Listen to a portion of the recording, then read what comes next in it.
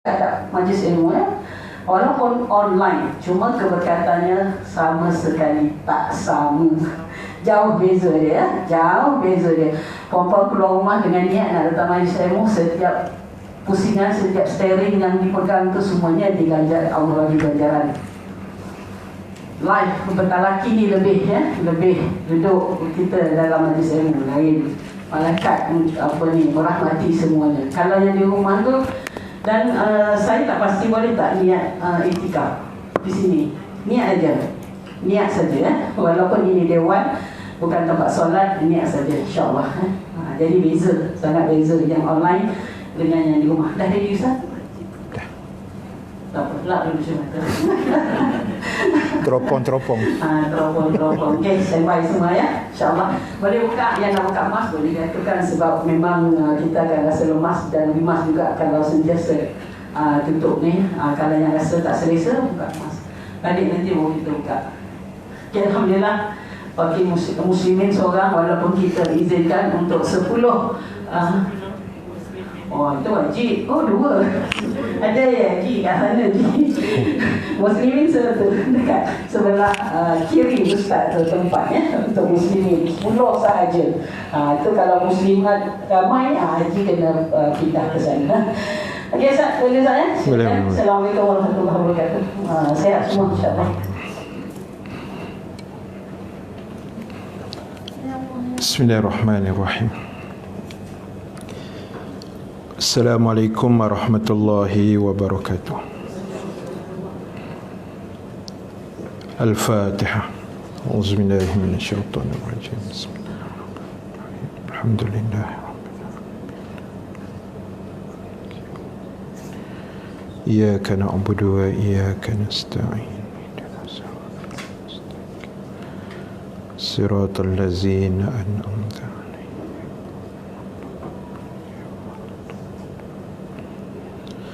Alhamdulillahi rabbil alamin.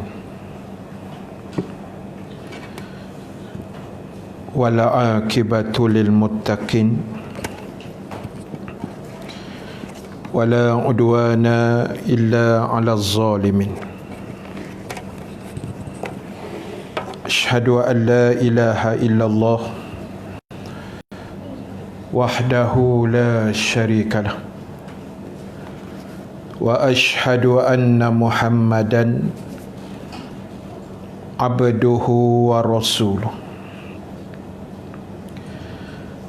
Allahumma salli wa sallim wa barik ala sayyidina Muhammad sallallahu alaihi wasallam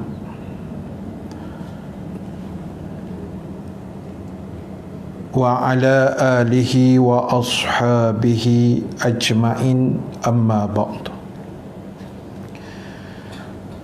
Terima kasih pada pimpinan majlis pada pagi ini, seluruh ahli jawatan kuasa masjid, ahli jawatan kuasa Biro Muslimat Masjid Al-Falah, tuan-tuan, puan-puan, ibu-ibu yang dirahmati Allah Subhanahu wa taala sekalian.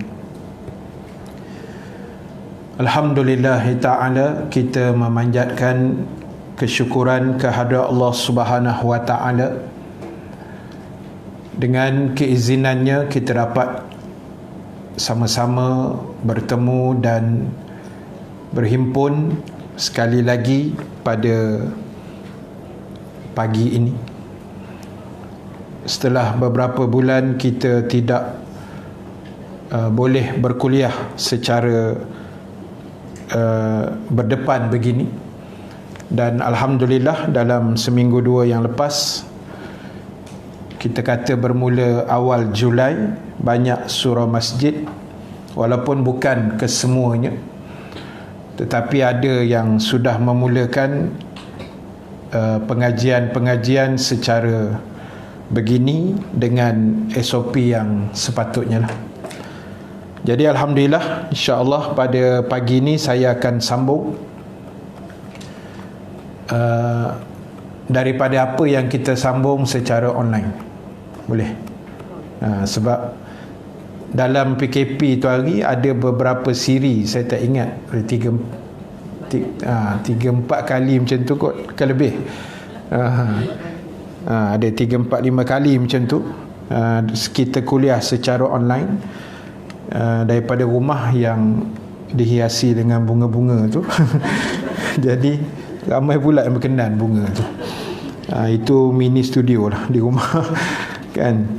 Jadi insya-Allah pagi ni kalau apa yang saya tandakan ni, kitab lama warna hijau yang saya pegang, muka surat 696.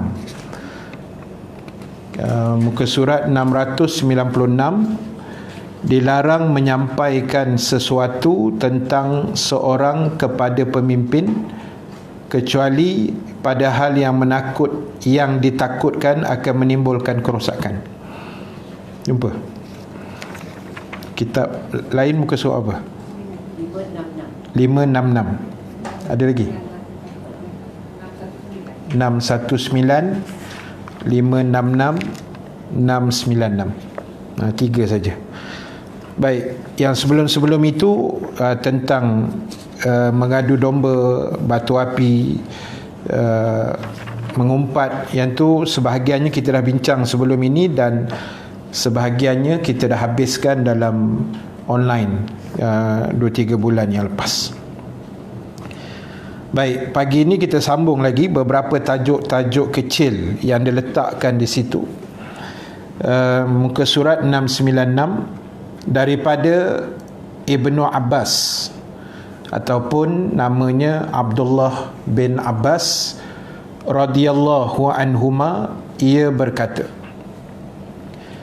telah bersabda Rasulullah sallallahu alaihi wasallam, la yuballighni ahadun min ashabi an ahadin syai'a fa inni uhibbu an akhruja ilaikum wa ana salimus sudur.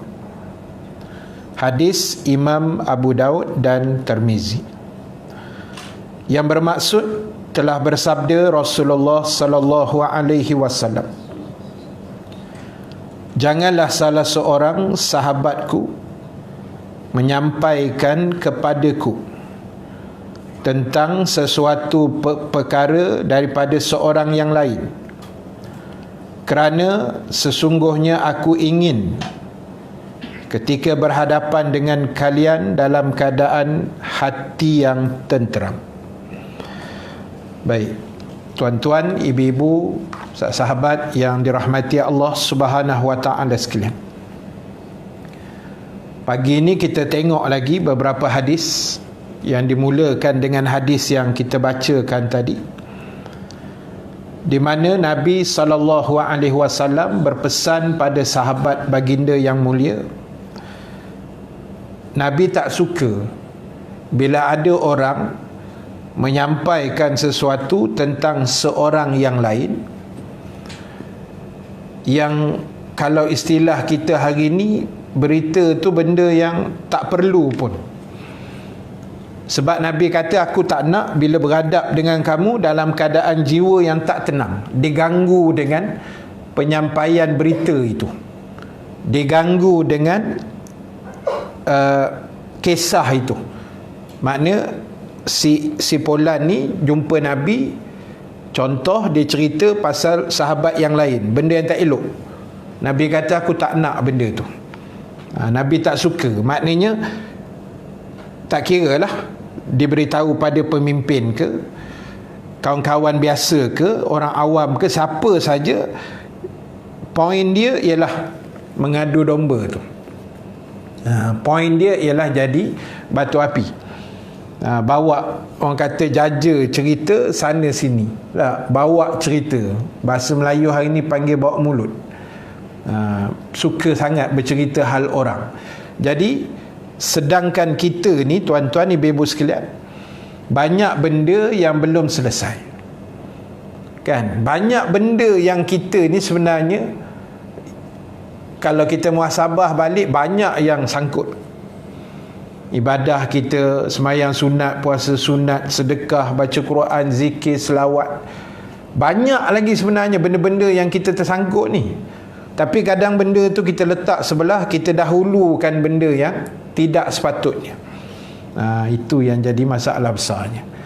Jadi sebab itu, pastikan macam yang diwawarkan tadi, majlis-majlis ilmu seperti ini jangan tinggal. Dan seperti mana yang Hajah Salwa sebut tadi, sebenarnya memang ada sedikit kerisauan kehadiran jamaah di surau masjid. Secara jujurnya memang kerisauan tu ada sebenarnya.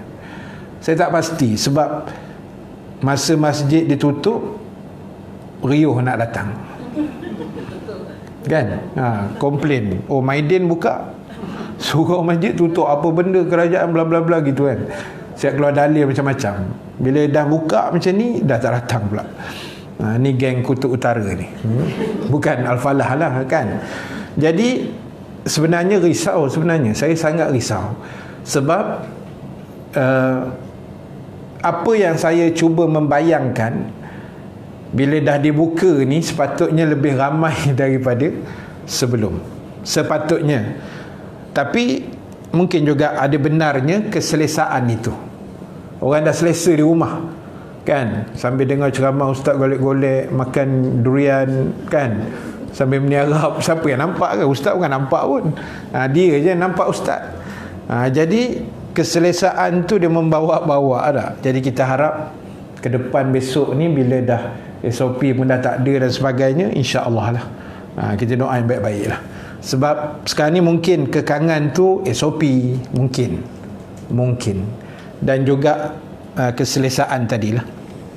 Jadi sebab itu kita yang hadir ni memanglah manusia-manusia pilihan, kan. Dalam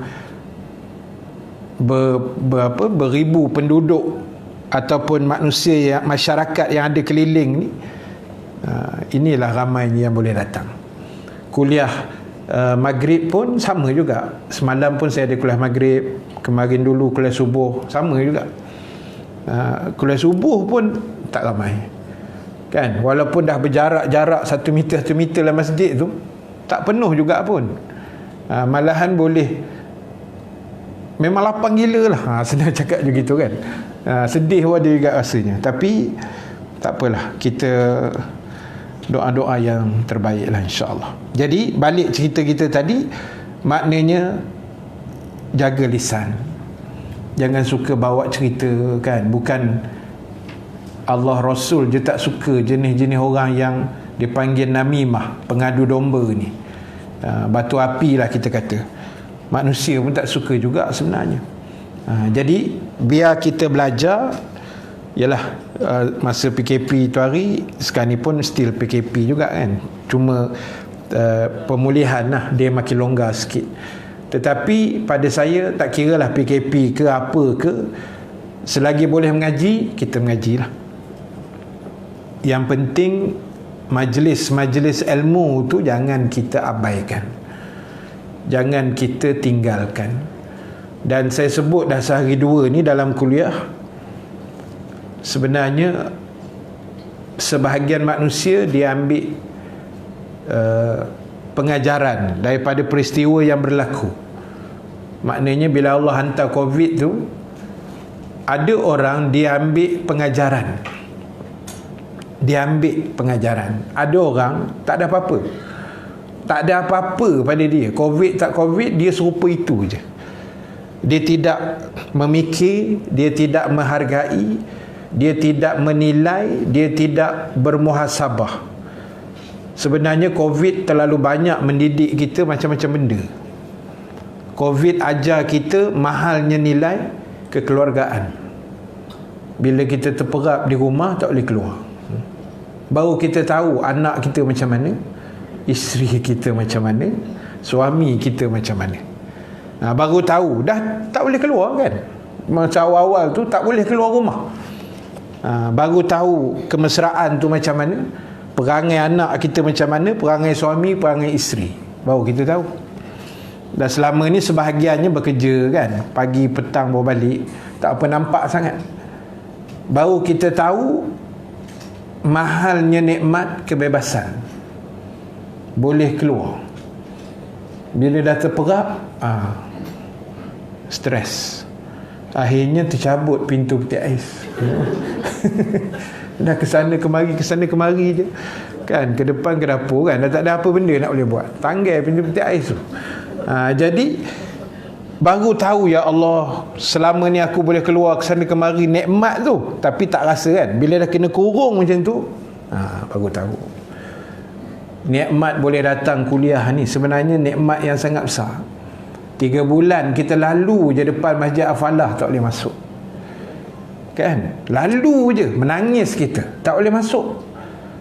Baru tahu mahalnya nikmat datang masjid, mahalnya nikmat boleh berkuliah, yang di depannya ada orang yang mendengar. 3 bulan kami kuliah, tak ada siapa dengar depan kami lah. Dalam online tu ramai lah, depan saya 3 bulan macam orang gila bercakap seorang-seorang kan. Sungguh kan, ibu-ibu sekalian, ustaz yang tak biasa online, dia susah nak buat. Saya sebab dah biasa online kan, kita okey lah juga. Walaupun depan kita mula-mula tu kita kekok jugalah, pasal tak ada siapa kan. Yang ada sekecil tu je. Kita punya pembantu kameraman kita, dia interframe masa doa je. Kan, dia start dia tekan on, tutup dia tekan, doa dia sibuk masuk. Jadi terpaksa, sebab itu je peluang yang kita ada kan, daripada tak ada langsung kuliah. Jadi ada orang boleh memikir, dia ambil pengajaran mahalnya nikmat kebebasan, baru dia tahu berharganya boleh bergerak tu. Sebab tu bila PM umum boleh rentas negeri je, habis lah. Penuh hotel kat Langkawi, orang booking siap dah kan, orang Langkawi pun tak dapat. Jadi nikmat tu, masa PKP tu minyak turun RM1.40. Geram je aku tengok harga minyak tu kan. Boleh isi tapi kereta tak berjalan kan, nak buat macam mana? Rentas daerah pun kita takut kan, kena saman RM1,000 lah apa. Jadi banyak kita belajar sebenarnya, bagi orang yang mahu memikir, yang mahu ambil iktibar, yang mahu mengkaji, muhasabah balik. Jadi sebab itu belajarlah. Jangan kita tinggalkan majlis-majlis ilmu, apa cara, apa situasi, apa keadaan sekalipun. Sebab ilmu inilah sebenarnya, tuan-tuan, ibu-ibu sekalian, yang akan menjaga kita, memelihara kita, mendidik kita, memandu kita ke arah jalan yang sepatutnya, insya-Allah. Jadi apa yang Rasulullah pesan dalam hadis itu, maknanya kita jangan buatlah, elak-elakkanlah, kecuali benda yang kita sampaikan itu benda yang mungkin ada kesan-kesan lain yang menakutkan, yang membahayakan. Itu tak apalah, kita menyampaikan. Baik, tajuk kecil berikutnya, dilarang mencela keturunan yang benar menurut syariat. Ini maknanya kita jangan suka sangat hina manusia tak tentu pasal. Sebenarnya tak boleh pun kan, sebab tak ada apa pun kita dengan manusia lain ni. Yang Nabi kata, la farqa li arabiyyin wala ajamiyyin illa bittaqwa. Nabi kata la farqa, tidak ada beza antara orang Arab dengan bukan Arab, kecuali takwa saja. Maknanya kita orang Melayu ke, orang Arab ke, orang Cina ke, orang Jepun ke, tak ada beza pun sebenarnya dari sudut manusia, kecuali yang membezakan semua itu nilai takwa dan iman. Jadi sebab itu kita tak layak sebenarnya nak hina orang tu, nak labelkan orang ni. Dah, sesuka hati jangan. Kecuali benda-benda yang Islam membenarkan untuk kita bercakap, untuk kita menegur, itu ada kaedah. Tapi menghina lain, menegur lain, kan? Oh, saya tegur dia Ustaz, tapi tegur cara hina, tak boleh juga. Dia ada adab tertib, SOP menegur dan sebagainya. Dia punya, orang kata, perbezaan tu kita kena tahulah. Baik, cuba tengok surah Al-Isra ayat 36, surah nombor 17. a'udzubillahi minasyaitonirrajim, wala takfu ma laysa laka bihi ilmun, innas sam'a wal basara wal fuada kullu ulaika kana anhu mas'ula. Janganlah kamu mengikuti apa yang tidak kamu ketahui. Sesungguhnya pendengaran, penglihatan dan hati semuanya akan diminta untuk dipertanggungjawabkan di akhirat nanti. Jadi jelas ibu-ibu, tuan-tuan, ayat ini Allah pesan jangan ikut apa yang kita tidak tahu. Sebab itu untuk tahu itu kena belajar, kena menimba ilmu, kena bertanya, kena merojok supaya kita tahu. Kan, sebab bila kita tengok dalam COVID ni banyak hukum hakam yang baru yang selama ni kita tak tahu, selama ni kita tak pernah terfikir. Selama ni kita dengar imam pesan rapat dan luruskan saf. Sekarang ni imam pun tak berani nak pesan begitu, sebab dah kena jarak 1 meter. Kan, tak pernah terfikir kita nak semayang jarak macam tu lah. Tak pernah terfikir semua hidup. Nampak? Itu ilmu-ilmu. Jadi sebab itu kalau kita nak sebut, bila Allah kata jangan ikut benda yang kamu tidak tahu, sebab dibimbangi yang kita ikut dalam situasi yang kita tak tahu tu, tak tahu hala tujunya ke mana. Takut ikut-ikut boleh seleweng, takut ikut-ikut boleh sesat, takut kalau kita ikut tak tahu ke mana dia bawa kita. Jadi yang paling penting tuan-tuan, ibu-ibu sekalian, kita belajar biar kita reti Islam ni bagaimana, arahan Islam tu apa tuntutan agama ni.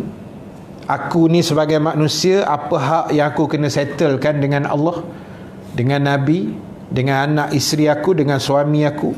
Itu benda-benda dia yang lebih mustahak daripada kita follow, kita ikut benda yang kita sendiri pun tak tahu hujung pangkal cerita. Itu lebih membahayakan. Dan Allah sambung pula ayat itu. Allah kata pendengaran, penglihatan, hati semua akan disoal oleh Allah. Ini yang berat sebenarnya. Kan, termasuklah anggota yang lain, mulut, tangan, kaki. Maknanya Allah nak bagi tahu dalam ayat ini kena jaga baik-baik, kena jaga elok-elok setiap nikmat panca indera yang Allah bagi. Bismillah, kita jaga elok, kawal selia dengan baik, walaupun ada anggota tubuh kita ni yang sangat susah untuk kita kawal. Apa agak-agak? Hati. Lagi satu? Lidah atau mulut kita lah. Susah sungguh nak kawal. Sebab bila dia dah keluar tu, dia tak boleh reverse balik. Dia tak boleh tarik handbrake dah. Bila dah dia dah meluncur perkataan tu, habis. Jadi itu yang kita dah ulang-ulang berpesan. Sebelum perkataan tu meluncur laju, fikir dulu. Ya, orang Melayu tua-tua dulu kata telajak perahu boleh diundur tu. Telajak kata buruk padah. Sebab sangat bahaya sebenarnya. Benda tu pula Allah akan soal balik. Kenapa kamu cakap begini pada orang ni dulu? Kenapa kamu hina Quran, kamu hina Islam, kamu hina Nabi, kamu hina ulama, kamu hina itu, hina ini. Banyak benda. Sebab itu Islam pun mengajar kita, wa man kana yu'minu billahi wal yaumil akhir. Itu Nabi pesan dalam hadis, falyakul khairan au liyasmut. Nabi kata barang siapa yang mengaku beriman pada Allah dan hari akhirat, Nabi kata hendaklah dia bercakap barang yang baik-baik saja, perkataan yang elok saja, benda yang eloklah pada sisi agama. Atau kalau dia tak reti, Nabi kata liyasmut, diam-diam saja. Diam-diam makna pakai mask tu. Bila dah pakai mask susah nak cakap. Sesak nafas. Tapi saya ada tengok live, ada ustaz kuliah dia pakai mask. kan. Terror betul ustaz tu. Saya taubat lah, memang saya tak boleh buat, kan. Tak boleh. Saya daripada kereta nak kemari pakai mask pun aku dah sesak nafas. Kan. Jadi terror betul ustaz tu. Saya tengok, ustaz ni tak tanggal mask dia, hebat dia. Jadi nak sebutnya ialah tak reti cakap benda baik-baik, dia diam je lah, kan. Diam tu lebih baik sebenarnya daripada kita keluar kalimah yang tak elok. Walaupun saya pernah cerita benda ni, satu orang manusia pernah tanya pada Imam Al-Ghazali rahimallahu ta'ala, seorang ulama Islam terkenal. Dia kata, wahai Imam Ghazali, macam mana hal keadaan aku berzikir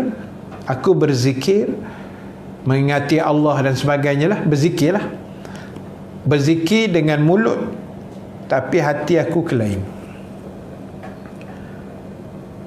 Kan, aku berzikir ni tapi yang berzikir tu mulut saja, hati ni entah mana-mana hala tak tahu. Hati ni dia menerawang ke lain, dia tidak selari dengan zikir tu. Dia sebut subhanallah, tangan gerak jari dia kira subhanallah, tapi hati tak tahu lepas mana, kan. Hati dia mikir benda-benda lain lah. Kita kata macam memikir dunia lah, senang. Jadi seorang ni dia ditanya Imam Ghazali, macam mana aku berzikir tapi mulut subhanallah, hati ke lain. Imam Ghazali kata, tak apa, teruskan. Paling tidak kamu selamat daripada dosa mulut. Walaupun hati dah terlepas ke kutub utara tu, tapi mulut tu selamat, kan. Mulut subhanallah, alhamdulillah, wala ilaha illallah, Allahu akbar, tapi hati ni, kan, teringat sidang parlimen semalam, kan. Contoh ni tak ada kena-mengena lah, ni contoh. Semangat. Thank you Ustaz Alim Nasir, kekanda saya yang tengok pula pagi ni. Jadi teruskan, tapi janganlah selamanya hati tu asyik ke lain aja, asyik ke laut aja, kan. Biar mulut dengan hati tu kalau boleh selari, itu lagi baik. Tapi seorang hamba Allah ni ditanya, macam mana kalau aku berzikir mulut cantik dah tapi hati entah ke mana. Tak apa, Imam Ghazali kata on. Paling tidak mulut kamu selamat daripada dosa. Kan. Yalah, sebab dia sebut tu benda baik. Walaupun dia sebut tu hati dia tak selari, tapi tetap ada pahala lah. Pahala dia menyebut nama-nama Allah, pahala dia memuji Allah, bertasbih dan sebagainya. Dan benda ni Allah dah cerita dalam Quran. Allah dah pesan surah Isra' 36 tadi. Allah bagi tahu supaya kita kena ingat mulut, penglihatan, pendengaran, termasuklah anggota tubuh yang lain, semua akan disoal siasat semula. Jadi hakikatnya tuan-tuan, ibu-ibu sekalian, hidup kita ni tidaklah semudah yang disangka. Dan saya pernah sebut, saya ingat sangat, ustaz lain, ustazah pun saya rasa sebut benda yang sama.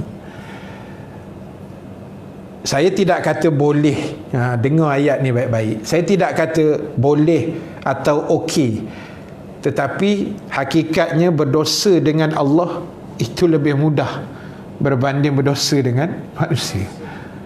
Saya tak kata okey buat dosa, saya cuma letak perbandingan. Kita ada silap dengan Allah, tak semayang, tak puasa, tak itu, tak ini, itu lebih mudah sebenarnya berbanding salah dengan manusia.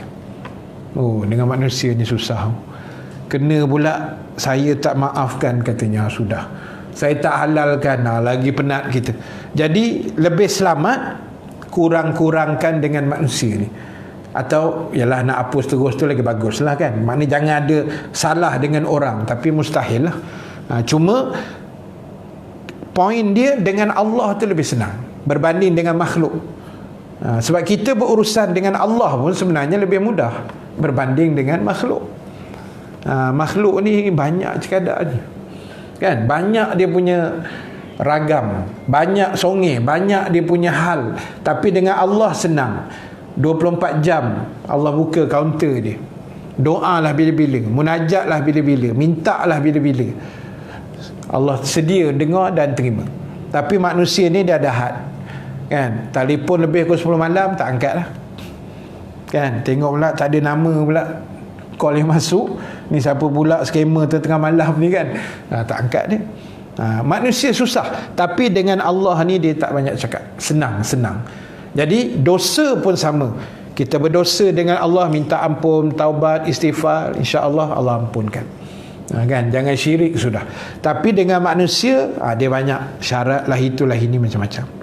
Jadi ingat, Allah pesan dalam ayat tadi surah Al-Isra, jaga mulut, jaga penglihatan, hati, sebab semua itu akan dipertanggungjawabkan, maknanya akan disoal semula. Baik, kemudian hadis di bawah, Abu Hurairah radhiyallahu anhu, ia berkata, bersabda Rasulullah sallallahu alaihi wasallam, "Ithnatani finnas huma bihim kufrun, at-ta'nu fin nasabi wan niyahatu 'alal mayyit."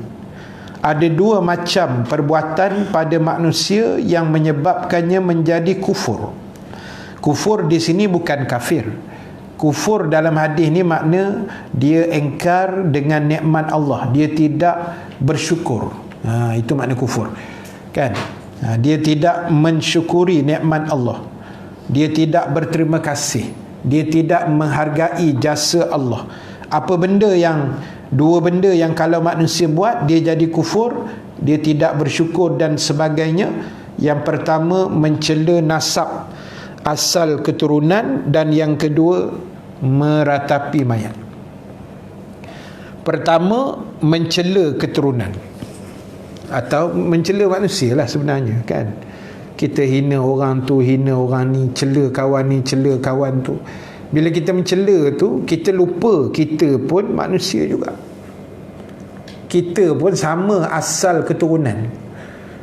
Macam saya kata dululah, saya lubang hidung 2, ibu-ibu, tuan-tuan pun 2 juga. Tak ada beza kan, cuma beza besar kecil je. Lubang dia tu kemik dengan mancung aja, kan. Tapi basicnya sama, 2 lubang hidung, 2 telinga, 2 biji mata, kan. Jadi tak ada lebih, tak ada kurang pun. Jadi yang kita pula hina orang, lainlah kalau kita hina lubang hidung kita 3, tu lain lah, kan. Lubang hidung kita besar periuk nasi ke, tu lain, kan. Kembang tak pasal-pasal, tapi sama. Bila kita hina, maknanya kita hina kejadian Allah. Tak kira lah dia orang Afrika ke, orang kutub ke, orang Cina ke, India ke, apa jenis bangsa pun, semua tu min Adam, kan. Semua daripada Nabi Adam, keturunan asal. Maknanya semua tu sama saja.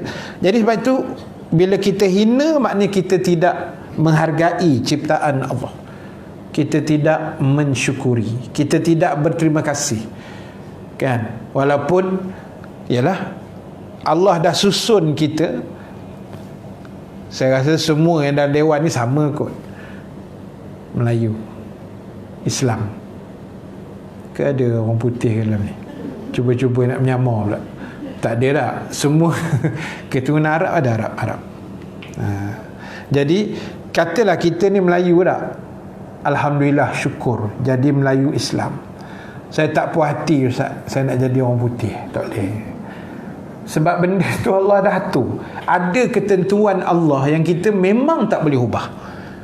Umpamanya kata ulama', saya baca dalam kitab Mastika Hadis jilid pertama bahagian iman, contoh ketetapan Allah yang kita memang tak boleh nak ubah langsung. Tempat lahir kita di mana dulu, lahir kita punya tarikh tu berapa hari bulan, kita beranak di mana, negara mana kita lahir, keturunan kita apa, itu semua tak boleh ubah hal tu. Tak puas hati kot mana pun takkan boleh ubah, kan. Lahir-lahir Malaysia memang tak puas hati, Ustaz. Saya macam cadang tadi Finland rasa-rasa, kan, tak boleh. So Malaysia ke mana, Gombak ke saya lahir, tak kira lah, kena redha. Dan jangan hina bangsa lain, manusia lain. Sebab yalah, kita kena belajar respect each other, kan. Kena belajar sifat kemanusiaan tu kena ada, belas kasihan tu kena ada. Dan nombor 2, kenapa dikatakan meratapi mayat itu juga benda yang dianggap kufur nikmat. Mungkin ini jarang berlaku lah di kalangan bangsa Melayu kita. Ini mungkin orang-orang Arab lah. Zaman-zaman dulu. Sekarang ni pun ada, tapi mungkin dah slow sikit. Kalau Arab jahiliah dulu, meratapi mayat dia tu lain macam, kan? Digoncang-goncangnya mayat tu, kesian mayat tu. Kalau digoncang boleh hidup balik, tak apa, kan? Bergerak tapi tak boleh buat apa pun, dah mati dah. Tapi itu cara mereka meratapi mayat. Hantuk kepala ke dinding, tarik-tarik rambut, kusuk masai. Itu saya sempat tengok lah masa mengaji Mesir dulu, kan? Orang Arab Mesir kadang gitu juga. Jahiliah dia tu ada lagi. Jadi maknanya seolah-olah kita tidak redha dengan takdir Allah itu berlaku. Itu yang Islam tak bagi tu. Kan? Macam kita tak redha lah. Sakit kita mengeluh, tak redha. Sebab itu saya pernah cerita dulu. Ini kita sembang dari sudut tasawuf. Ilmu tasawuf. Ilmu tasawuf ni ilmu akhlak yang tinggi lah. Kita kata level tu tinggi. Macam kita baca kitab Ihya Ulumuddin, kitab Imam Ghazali dengan kitab Bimbingan Mukminin. Imam Ghazali juga tebal-tebal kitab tu, bab akhlak kan. Kalau kita ambil satu kesimpulan sebenarnya dari sudut akhlak, ini kita cerita dari sudut tasawuf yang tinggi. Mengeluh pun tak boleh dalam hidup. Allah sejuk lah pagi ni. Contoh-contoh, kan? Ataupun apa-apalah kita mengeluh, tak sedap nasi lemak pagi ni, kan? Kuliah ustaz tak sedap lah pagi ni. Contoh-contoh lah. Kita mengeluh. Mengeluh tu kata ulama tasawuf fail, markah kosong. Maknanya kalau ikut dalam hidup langsung tak boleh mengeluh. Kalau ikut tasawuf, tapi dah kita tasawuf, okey lah mengeluh sikit-sikit. Kita mengeluh sikit-sikit, lepas tu kita istighfar balik, tak apa dah lah, kan? Macam itu buat kereta kan. Ustaz-ustaz bawa kereta hari-hari mandu kan. Tuan-tuan juga bawa kereta, ibu-ibu pun rajin bawa kereta. Katalah highway kan. Kalau highway, saya sendirilah peribadi, kalau highway memang lane saya paling kanan lah. Itu lane bekas-bekas pemandu Formula 1 semua. Kita tengah sama. Jadi bukan kita tak erti bawa kereta tergeh-geh itu, tak erti lah. Bukanlah kata laju mencanak, tak, ikut aturan lah. Tapi tengah laju katalah 120 kan. Contoh, nampak warak sikit. Padahal lebih. Katalah tengah laju ni, lane nombor 3 tengah laju. Tiba-tiba depan kita slow gedabak, slow gila. Lepas tu main handphone, pegang telefon pula, slow tergegeh. Alamak, mengeluh tak? Geram. Kereta ni karang, aku dah bagi lampu 3 kali buat dek je kan. Ni dah dalam dah gedebak-gedebuk ni, kopiah dah nak tanggal ni. Kalau itu berlaku dari sudut tasawuf, ni saya cerita tasawuf, markah tak ada dah tu, feel dah tu. Sepatutnya kita mikir pasal apa Allah hantar kereta ni duduk depan aku. Sepatutnya kita fikir macam tu. Benda tu Allah dah takdir, tak apalah, kita corner kiri, potong lah elok-elok, jangan potong sayur pula kat dia, kan? Dah potong horn, turun cermin, angkat tangan pula. Itu semua nak markah kena potong lah tu. Kan? Dari sudut tasawuf tu maknanya fail lah. Tapi saya cerita itu tasawuf, tapi sebab kita tadi level lagi tinggi daripada itu kan, jadi maknanya banyakkan istighfar lah. Kan? Kalau ikut mengeluh tak boleh kan. Saya tak puas hati lah, saya anak 2 je, jangan. Itu dah Allah bagi kat kita kan. Ada orang lagi macam-macam ujian kan. Sebab ujian tu kita kena tangani dengan betul. Sebab bila Allah kirim ujian, dia tahu kita boleh handle ke tidak. Sebab itu saya punya ujian, tuan-tuan, ibu-ibu, semua tak akan sama punya. Semua tak akan sama. Dan bila Allah hantar ujian tu, dia tahu kita boleh handle. Sebab tu dia bagi, la yukallifullahu nafsan illa wus'aha. Allah takkan bebankan kita kecuali apa yang kita mampu buat. Walaupun bila kita dapat je ujian tu kan, kadang-kadang tersandar juga kan, terduduk juga, tapi Allah tahu kita boleh handle. Macam kami, ustaz-ustaz antara yang paling terkesan lah bila Covid kan. Sumber pendapatan tak ada. Peringkat awal tu macam tersandar juga sekejap. Tapi kita yakin pertolongan Allah, kita percaya konsep rezeki Allah. Tapi so far alhamdulillah. Tapi saya berani cakap lah, sebenarnya lebih lagi saya dapat sepanjang Covid daripada kuliah harian biasa kan. Lebih, saya rasa sekali ganda kot lebih. Lebih orang bagi, surah masjid pun bagi, kuliah online pun ada yang bagi. Banyak yang tak bagilah sebab buat sendiri kan. Tapi yang mana penajaan tu dia bayarlah juga. 100 setengah, ada yang 200, ada yang 300, ada yang bagi RM20 pun ada. Macam-macam kan. Dia suruh kita buat kuliah RM20 je dia bagi. Tapi tak apalah, itu je rezeki yang dia mampu kan. Jadi jangan mengeluh. Jangan mengeluh. Daripada RM20 tu akan jadi RM20,000 esok kan. InsyaAllah. Jadi saya nak sebutnya, itu benda yang kita kena fikir lah, terduduk sekejap lah. Tapi bila kita yakin rezeki Allah, rezeki Allah yang tak pernah putus.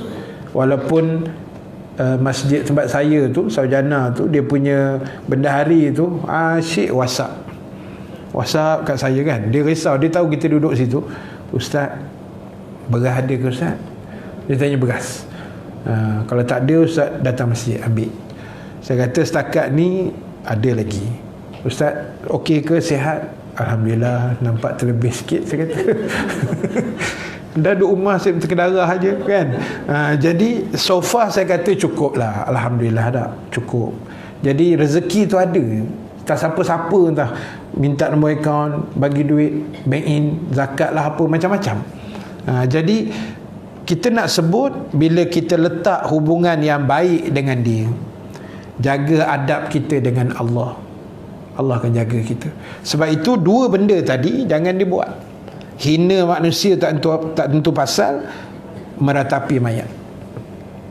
Walaupun yang kedua tu jaranglah orang Melayu kita buat kan. Cuma kita ambil iktibar. Sebab tadi saya kata ujian yang Allah timpa ni, dia takkan sama. Saya ada ujian saya, tuan-tuan ibu-ibu ujian masing-masing. Tapi kita kena masuk dalam kepala macam ni je. Bila Allah uji aku, kita fikir je Allah sayang, itu sudah. Bukan makna orang yang Allah tak uji itu tidak sayang. Tak. Sayang Allah ni dia datang macam-macam pattern kan, macam-macam bentuk lah. Ada Allah sayang tu cara dia uji begini, ada Allah sayang kan cara lain pula. Dia macam-macam.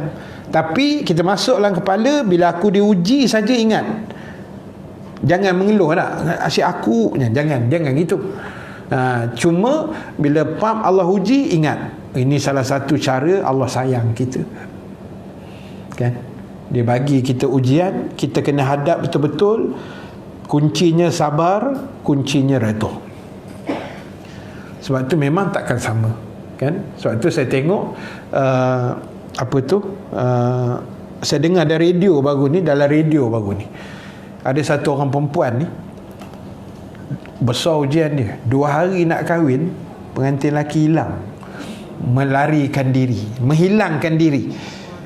Macam terus lost contact, terus tinggalkan dia macam tu je. Dia kata bayangkan, saya dengar dari radio lah kan, dia cerita, dia tak menangis cerita tu, cuma dia kata memang saya down gila, dan mana nak tak muka, lagi 2 hari nak majlis, hantaran lagi, semua dah beli, caterer semualah, mak ayah lagi, saudara mara, mesti orang mengata kan, nak tutup mulut orang tu. Makcik-makcik, bukan makcik lah kan, geng-geng bawang tu lah, tentera bawang ni Persatuan Bawang Malaysia kan, mesti punya pasal apa ni, mesti ada isu kan. Orang akan main tuduh je, orang tak tahu pun cerita sebenar. Tapi dia kata bila saya sabar, saya redha, setahun selepas itu dia berkahwin. Dan dia kata saya dapat suami yang baru tu, bukanlah suami utama lah, suami yang sebelum tu tak ada kan, yang digantikan Allah tu, dia kata berganda-ganda lebih baik. Itu bila dia sabar, dia redha, itu dapat dia. Tapi hikmah dia. Tapi itulah kuncinya tu, kesabaran kan, sabar, redha. terima ketentuan Allah, apa pun serah pada dia. Sebab ibu-ibu sekalian, tuan-tuan, tompang kita ni masih hidup. Covid ni dah ambil nyawa dalam dunia ni 1 juta ada kot. Lebih kan, yang mati angkara Covid lebih 1 juta lah kita kata dah. Tapi dalam lebih 1 juta tu, alhamdulillah kita masih hidup.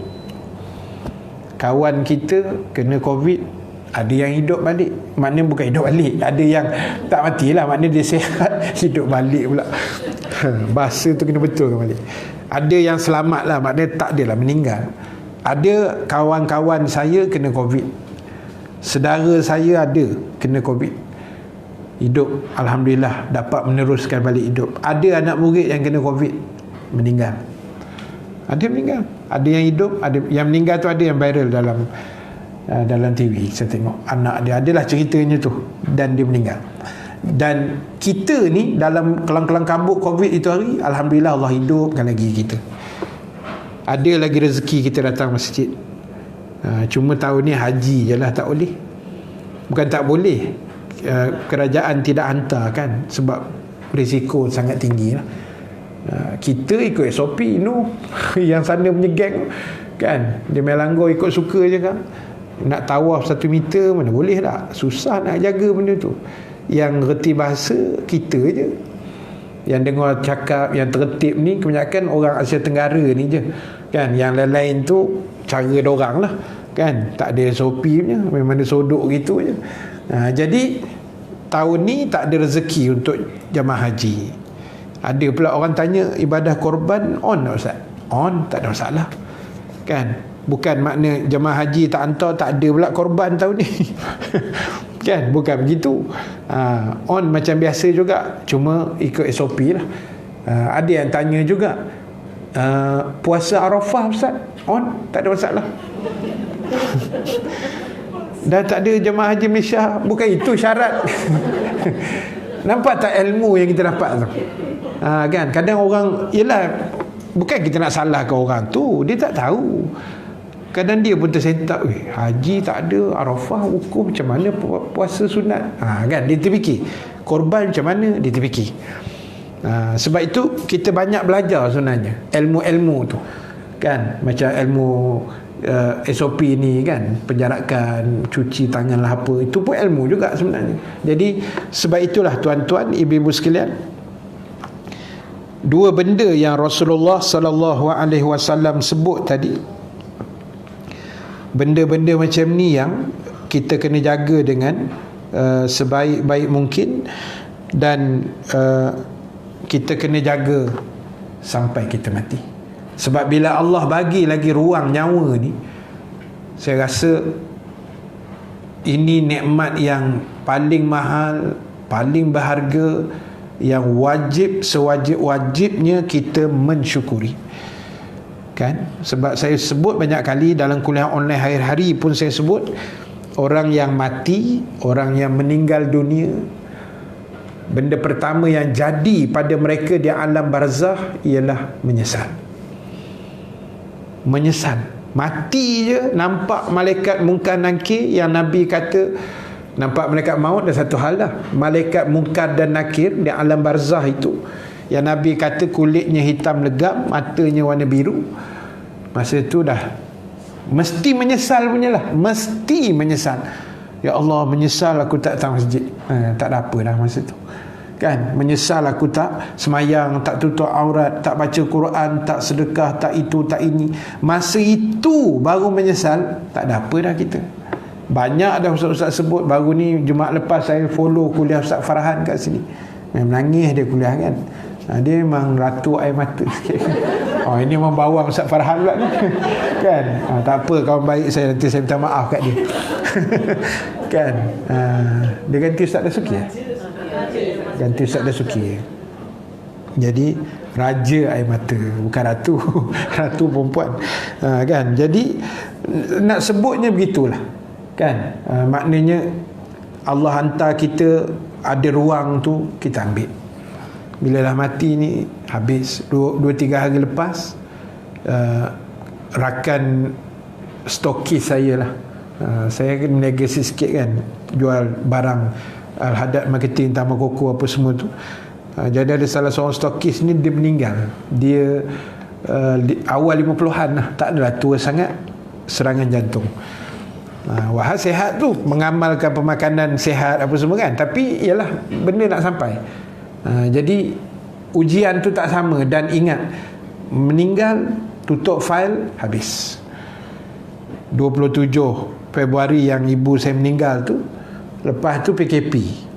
Sampai hari ni saya tak dan pergi kubur lagi. Lah pergi masa ke bumi tu je lah. Tambah pula rembau pula, warna pula tukar-tukar je. Sekejap kuning, sekejap merah, hijaunya entah bila-bila kan. Tu yang tak berani kan nak pergi tu, nantilah tenang-tenang raya haji ke nantilah kan. Jadi bila dah meninggal ni ibu-ibu sekalian, habislah kita, tak ada apa dah. Yang akan berlaku pada orang yang sudah meninggal ni ialah penyesalan.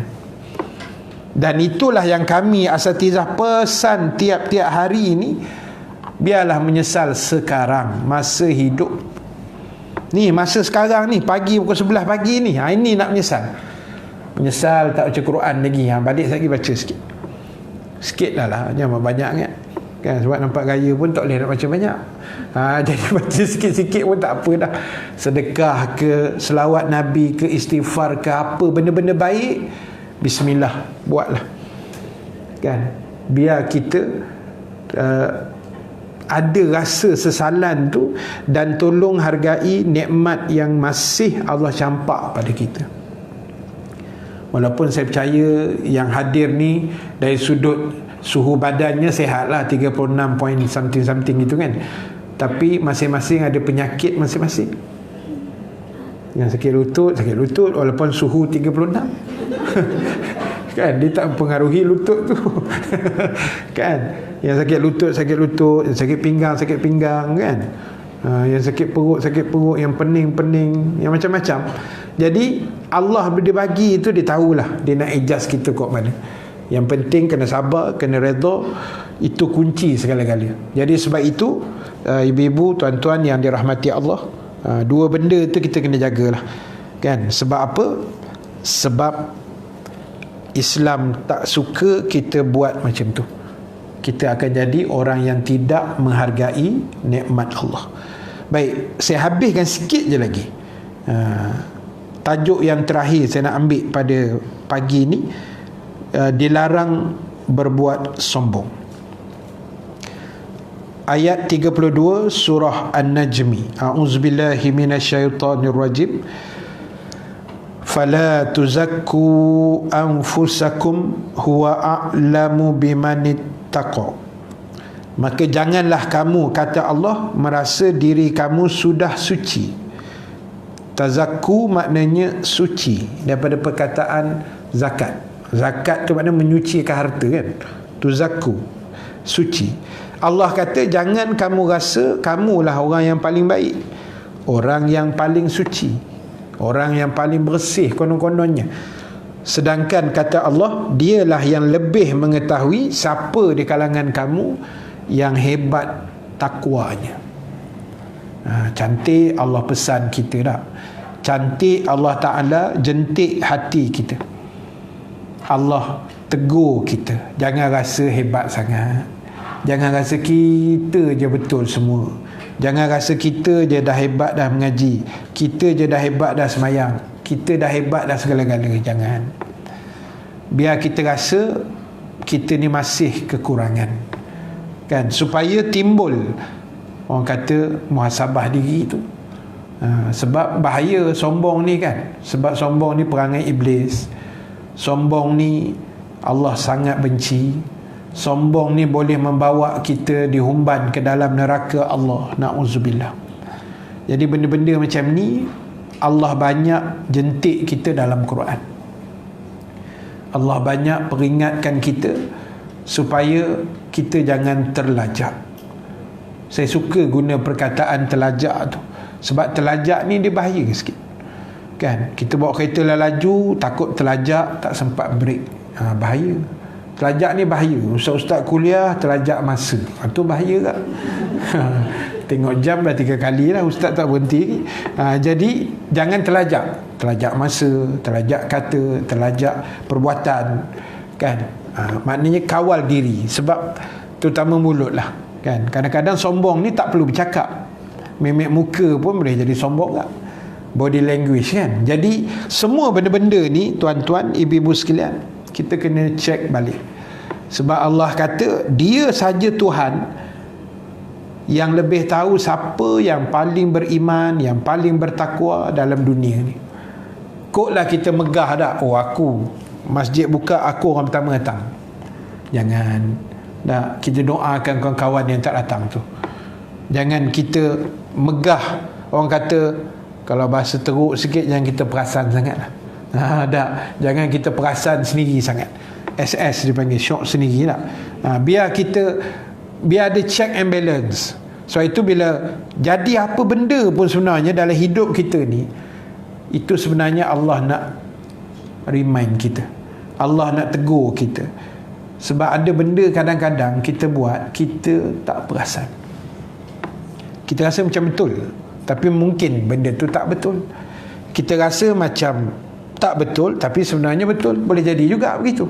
Jadi sebab itu, kok mana pun muhasabah diri. Jangan sombong. Jangan rasa kita je hebat. Tak payah. Sehebat-hebat kita, kalau kita mengaku kita hebat tak, ramai lagi orang lain lebih hebat. Saya jadi ustaz, saya tak boleh kata saya antara ustaz yang hebat. Tak boleh. Ramai ustaz lain lebih hebat daripada saya, kan? Kalau kita rasa kita pandai, ada orang lebih pandai daripada kita.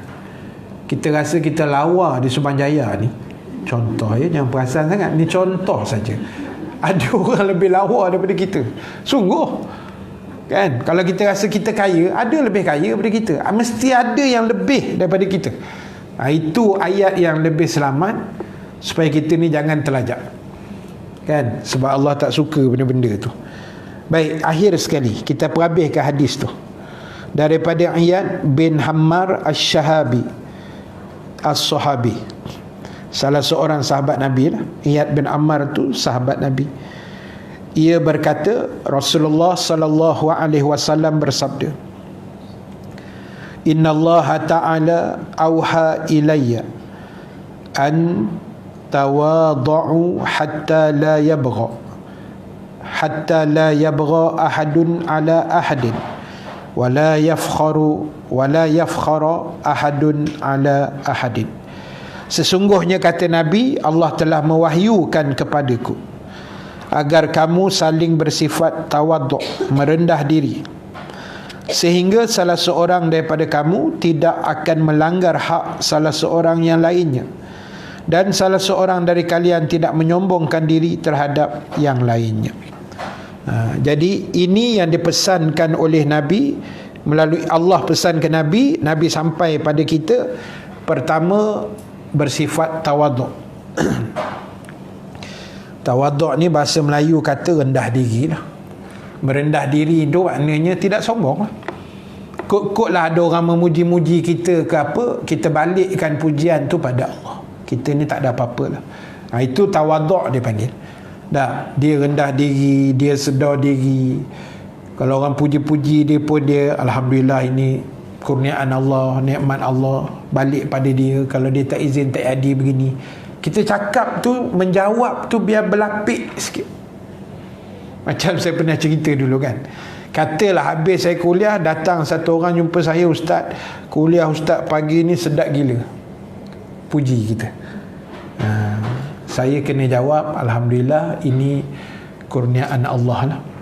Dengan izin Allah, syukur. Ajak gitu sudah. Kalau orang kata pagi ni kuliah Ustaz sedap gila, baru tahu ke? Mampu aku punya pahala habis gitu je. Kan? Sedap jawab dua perkataan, baru tahu ke katanya, kan? Belagak gila Ustaz ni. Jangan sombong begitu. Kalau orang puji sedap ke apa ke tak, oh baguslah pentadbiran Biro Muslim, Alhamdulillah, kan? Jangan megah tak ketahuan. Jangan bangga tak ketahuan. Biar kita balik pujian tu pada Allah balik, sebab dia yang mengizinkan. Kita dapat Dewan Fatimah Zahra yang cantik ini, Allah yang izin. Hasil sumbangan, sponsor dan sebagainya, tak syukur kita. Jadi tak usah kita nak tak ketahuan sangat. So Nabi kata tawaduk, kemudian jangan langgar hak orang lain dan jangan menyombong diri. Sebab macam saya kata di awal tadi, tak ada apa benda yang kita nak sombong pun. Baik itu ulama pesan jangan berjalan. Kalau dalam Quran pun Allah sebut dah sebenarnya, dalam Quran surah Luqman pun ada, wala tamshi fil ardi marha. Luqman pesan pada anak dia, jangan berjalan atas bumi dengan sombong. Kan? Berjalan dengan sombong ni dua. Pertama, gaya berjalan tu menyombong, fizikal. Itu pun ditakrif dengan sombong juga.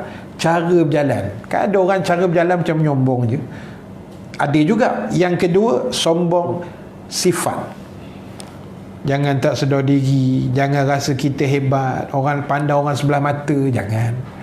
Kan? Sebab benda-benda ni banyak kali dah dipesan.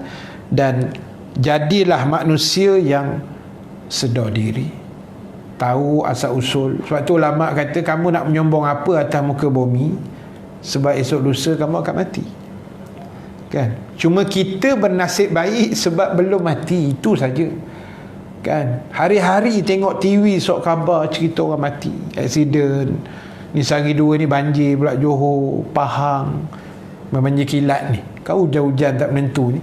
Jadi ada juga yang meragut nyawa, yang sakit, yang itu macam-macam lah punca-punca kematian. Tapi syukur sebab kita masih hidup. Dan peluang-peluang ini yang selalu saya pesan sangat-sangat kita ambil, kita jaga baik-baik supaya kita tidak terlajak, ya. Jangan terlajak sangat, jangan mendahului sangat, jangan.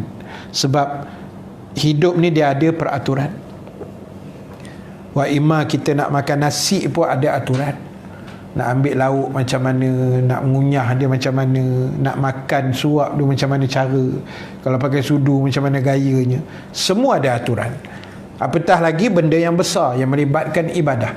Ibadah pun ada aturan, jangan terlajak sangat. Kan, macam orang yang masuk korban, ramai mungkin yang masuk korban tahun ni, walaupun mungkin saya tak pastilah, mungkin sambutan macam slow sikit kot, ke macam biasa juga. Macam biasa juga lah. Macam biasa. Cuma dia tidak semeriah lah, kan, sebab SOP-nya sangat ketat sebenarnya. Jadi contoh ginilah, 1 Zulhijjah berapa bulan? 20 ke 22 macam tu, 22 20 hari ni apa bulan? Seminggu lagi lah lebih kurang. Jadi di sana ada aturan yang Rasulullah letak, kan. Kita jangan terlajak pula. Disunatkan dalam hukum fiqah, orang yang dah berniat untuk masuk ibadah korban, dia dah niat dah nak masuk korban, dah bayar apa semua, start 1 Zulhijjah sampailah hari binatangnya disembelih, sunat pada dia jangan kerak kuku, jangan kerak rambut, bulu ke apa semua dia ada di tubuhnya, jangan dikerak. Itu sunat. Ada gak tak faham, tanya pula, kuku saya ke kuku lembu? Kan aku jawab lembu kan. Kuku engkau lah bang, kuku lembu tu pasal apa, tak ada kena-mengena pun. Kan? Jadi sunat, bukan kata haram, sunat. Sunat menahan diri, maknanya besok 1 Zulhijjah, hari ni keraklah apa yang patut tu, kan, misai ke janggut ke apa-apa semualah yang terlibat tu, kerak elok-elok sampailah selesai binatang kita disembelih. Bukan sampai raya haji, tak, sampai binatang kita tu selesai ditombangkan. Katalah dia ditombangkan raya haji lah, kalau ditombang 11, raya tasyrik yang pertama 11 lah. Kalau 13, padan dengan muka kita last sekali, kan, 2 minggu kena tahan. Sunat. Tapi kalau nak kerak juga, kerak je lah. Tapi sunat tu menahan, dapat pahala. Ibarat macam orang yang sedang buat haji lah, dalam ihram, itu sebenar simboliknya tu. Tapi dah tahun ni pun haji tak apa nak ni sangat, kan, kita nak link tu tak apa nak nampak. Tapi tu saya kata jangan terlajak. Bila Islam letak aturan begini, kita ikut. Sembahyang sunat begini kita ikut. Jangan terlajak sangat. Kan? Hari ni tak datang kuliah pasal apa? Semalam Ustaz sembahyang sunat daripada lepas isyak sampai subuh. Agak-agak sikit. Dah bawa-bawa tenang dulu. Jangan terlajak. Sikit-sikit sudahlah.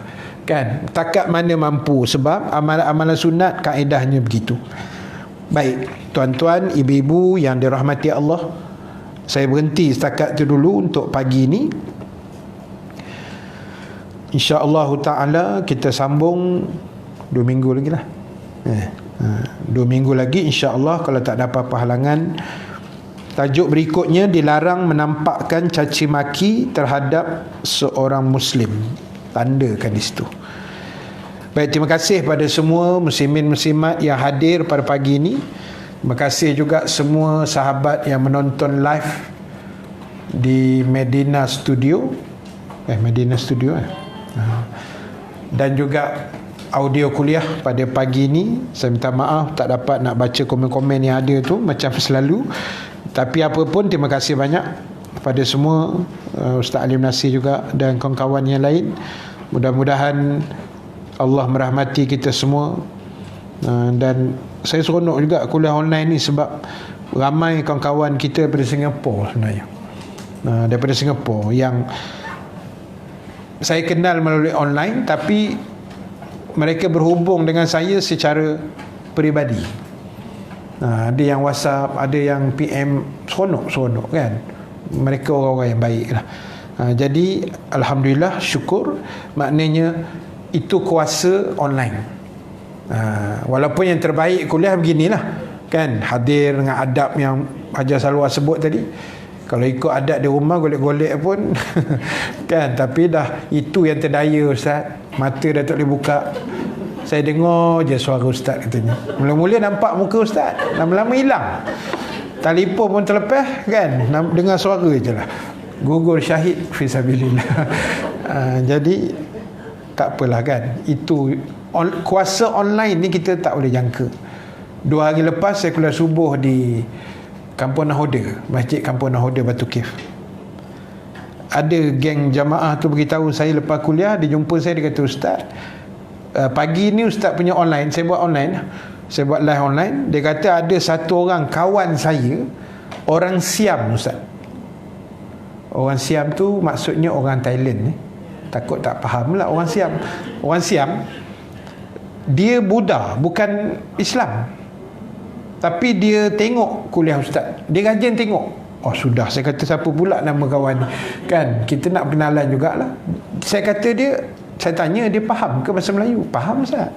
Ni macam dialek Kelantan kan, sempadan tu. Dia faham Ustaz. Dia rajin tengok. Nampak tak? Saya tak tahu benda tu kecuali orang bagi tahu.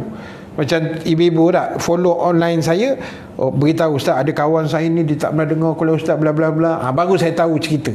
Kalau tidak, online orang tengok dalam ni, habis saya tutup, saya pun tak tahu apa cerita, diorang pun tak tahu apa cerita saya. Itu je. Tapi bila ada orang bercerita, kita akan tahu. Itu hebatnya online kan. Entah orang bukan Islam mana yang dengar, mudah-mudahan dapat hidayah kan. Begitu. Jadi sebab tu saya pun beberapa tahun ni memang saya tak tinggal online tu. Bawa lah beg-begnya semua ni kan, untuk kelengkapan senjata tu. Jadi alhamdulillah, teruskanlah yang online, offline pun jalan juga, online pun jalan kan. Sebab kalau kita nak lawan online lain yang ada dalam Facebook, kita tak terlawan. Maksud saya, kadang-kadang ada online yang mengarut sangat tu, kita tak terlawan. Followers dia ramai kan. Yang meniaga baguslah, tapi yang meniaga nanti dah buka topik lain pula kan. Sampai Ustaz pernah mengamuk baru ni kan, Ustaz Dasuki pernah mengamuk. Jadi kita nak meniaga lah, tapi jaga adab, jaga aurat, jaga tertib, jaga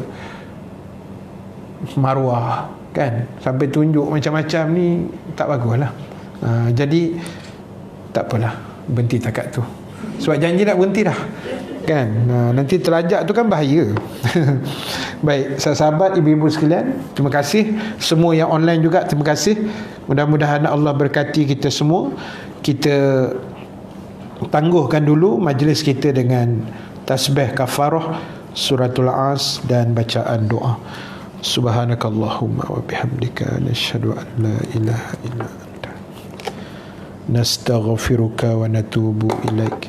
Bismillahirrahmanirrahim. Wal asri innal insana lafi khusr illa allazina amanu wa amilus solihat wa tawasaw bil haqq wa tawasaw bis sabr. Bismillahirrahmanirrahim. Alhamdulillahi rabbil alamin. Wassalatu wassalamu ala asyrafil anbiya'i wal mursalin Sayyidina Muhammad wa ala alihi wa sahbihi ajma'in. Allahumma ja'al jama'ana haza jama'an marhuma wa tafarruqana min ba'dihi tafarruqan ma'suma wa la taj'alillahumma fina syaqiyan wa la mahruman wa la matruda. Allahumma rabbana anzil alaina ma'idatan minas sama'i takunu lana 'idan li awwalina wa akhirina wa ayatan minka warzuqna warzuqna warzuqna wa anta khairur razikin. Rabbana atina fid dunya hasanah wa fil akhirati hasanah wa qina azaban nar. Wa sallallahu ala sayyidina Muhammad walhamdulillahi rabbil alamin. Assalamualaikum warahmatullahi wabarakatuh. Waalaikumsalam warahmatullahi wabarakatuh. Besok kita tak ada kuliah kan? Besok tak ada kuliah sebab Ustaz Mahdi tak dapat datang dan kita sambung hari Khamis. Solat Sepadiah kita cuba dapatkan, bawakan buku kitab yang akan yang akan dikupas oleh Solat Sepadiah insyaAllah berkaitan dengan balita iblis. Kita usahakan, mana usaha? Mudah-mudahan kami ni esok sampai buku insyaAllah ya. Harga orang tak tahu lagi, bawa dia dulu. Okey, jumpa besok. Jumpa hari Khamis insyaAllah. Kami dan Jumaat insyaAllah. Ustaz Rasuki dia tak respon lagi sebab kuliah dia kita perlu bermula jam 10 pagi ya. Tak boleh dah Ustaz nak datang 10.30, pukul 11 tak boleh dah ya. Sebab takut bertembung dengan jemaah solat Jumaat. Sebab memang SOP-nya dilarang bertembung dengan jemaah solat fardu dan jemaah solat Jumaat. Saya belum lagi dapat pengesahan daripada Ustaz Rasuki nama dia boleh datang atau tidak jam 10 pagi. Okey. Jumpa ya insya-Allah. Assalamualaikum warahmatullahi wabarakatuh.